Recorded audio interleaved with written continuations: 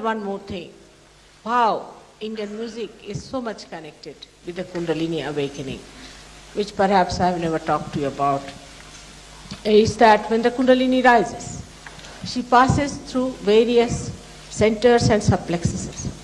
Now when she is rising, she makes the sound altogether is Om. But when you try to refract all these into different sounds, it becomes, from the first chakra if you start, Sa, Re, Ga, Ma, Pa, Dha, Ni. At the Sahasrara it is Ni. So there are 7 chakras, it makes the sound. Now when the Kundalini rises, she has to pass through all these subplexuses. Now as you know, there is, the first center has got 4 subplexuses. So the tala is built on 4. Then you have 6 plexuses. We have a tala on 6. Then it passes through the 10. So we have a tala in 10. Then passes through 12.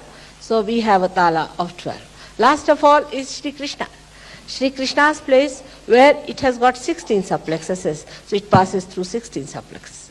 So you can imagine how it works out. At the time of Agya Chakra, as you know, it's only the 2 matras are there. So one has to play only on 2 matras, where you reduce everything to 2 matras. So far, I don't think Indian music has reached that stage where it just plays with 2 matras. It will be very difficult. But in the south, I think they play sometimes with 3 matras. It's something surprising, which is the Triguna, what we call the 3 matras. So that from 4 it becomes 2, and then in the Sahasrara it is 3, but at the end of it is 1,000 petals. And when all these start dancing, the 1,000 petals start dancing with the permutations and combinations of all these subplexes.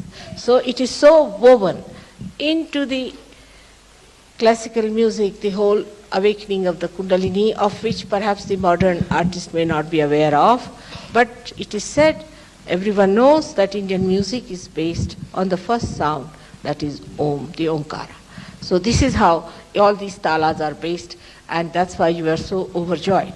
Though maybe you may not have understood the classical intricacies of the whole thing, but the whole thing was so spontaneous and elevating your Kundalini so well that it gave you the joy. Ultimately, after all, what you have to have, the joy and not the intellectual analysis of it. So the whole thing, the sum total of it was tremendous joy, and we have to thank all of them for that. May God bless you.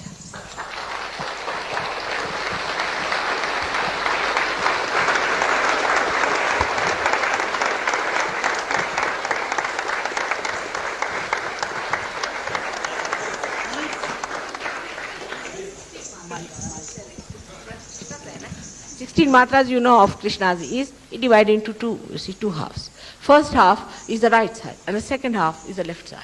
So at the left side, when it goes called Kal, means a lower position, lower beat, or say a milder beat. So from the Shukla Paksha to the Krishna Paksha, as you call it, or you can call it from the right to the left, and he goes playing on the left side there. So this is the 2 sides of the Vishuddhi Chakra, very well expressed. And ek tala of 12 matras. We have ek tala of 12 matras. And that is, you know, is of the Shiva. Shiva has got 12 subplexuses. And that's how it is the 12 matras, and it's very, ek tala is a very solid thing, like din, din. And sometimes they play it so slowly that between the 2 there's a big gap. And that's how Shiva's work is. So it's all very, very symbolic. Gradually you will evolve into it, and you will see to it how Indian music is built around the basic primordial music. May God bless you.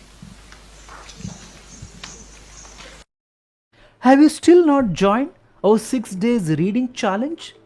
We noticed you have been checking out our ads, and if you could not join due to